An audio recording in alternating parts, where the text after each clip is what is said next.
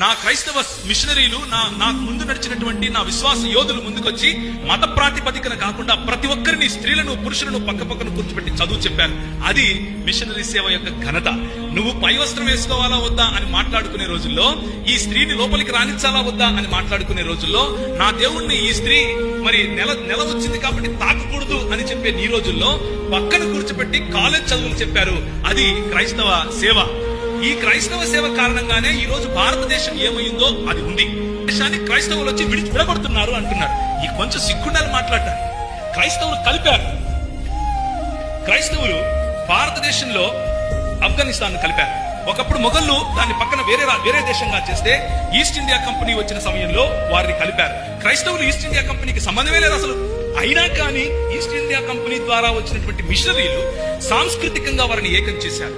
సాంస్కృతికంగా కశ్మీర్ ను కలిపారు, సాంస్కృతికంగా బలోచ్ ను కలిపారు, సాంస్కృతికంగా గిలిగిట్ ను కలిపారు, సాంస్కృతికంగా మరి ఇప్పుడు వెలివేయబడుతున్నటువంటి రాష్ట్రాలుగా పిలువబడే నార్త్ ఈస్ట్ ఇండియాను కలిపారు, సాంస్కృతికంగా ఇప్పుడు విడిపోయినటువంటి బంగ్లాదేశ్ ను కలిపారు. విడగొట్టింది మీరు.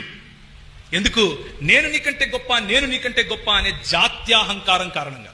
ఈ జాత్యాహంకారం భేదములుండును అనే మాట బైబిల్లో ఆనాడే చెప్పారు. నువ్వు భేదాలు సృష్టిస్తూ ఉండు, ప్రజలను విడగొడుతూ ఉండు. నువ్వు సమానము, మనం ఒకటి అని చెప్పేవారు వస్తారు.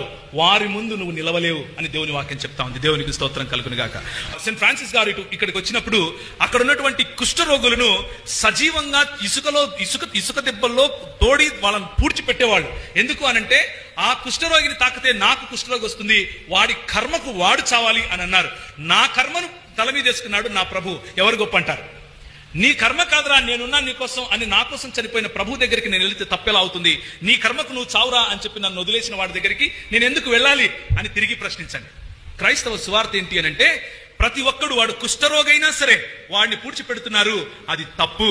వాడికి బ్రతికే హక్కు ఉంది. వాడు దేవుని స్వరూపంలో ఉన్నాడు, దేవుని పోలికలో వాడు చేయబడ్డాడు అని చెప్పినటువంటి భావజాలం క్రైస్తవ భావజాలం. మనం ఏం చేశాం ఈ దేశానికి అని ప్రశ్నించే వారికి ఈ మాట చెప్పండి.